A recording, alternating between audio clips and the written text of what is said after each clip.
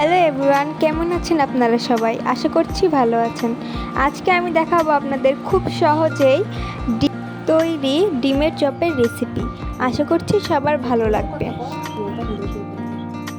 প্রথমে এখানে দিয়ে দিলাম চালের গুঁড়া, এখন দিব বেসন,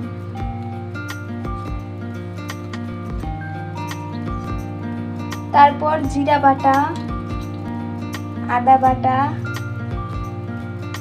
এবং দিব রসুন বাটা, হলুদ গুঁড়ো, মরিচ গুঁড়ো, ধনিয়া গুঁড়ো, গরম মশলা এবং অল্প একটু বেকিং পাউডার দিয়ে দিব। এখন এই সকল মশলাগুলো মাখিয়ে নিব। লবণ দেওয়ার কথাটা মনে ছিল না, তাই এখন দিয়ে দিলাম।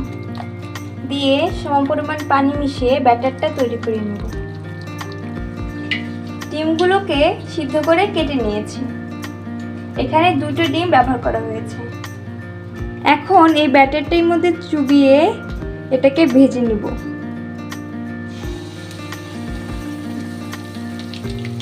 এভাবেই সবগুলো ভেজে নেব।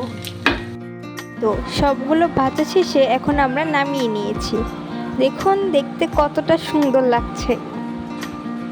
আপনাদেরও যদি ভিডিওটা একটু প্রয়োজনীয় মনে হয় তাহলে আমাকে সাপোর্ট করে আমার চ্যানেলটিকে সাবস্ক্রাইব করে রাখবেন।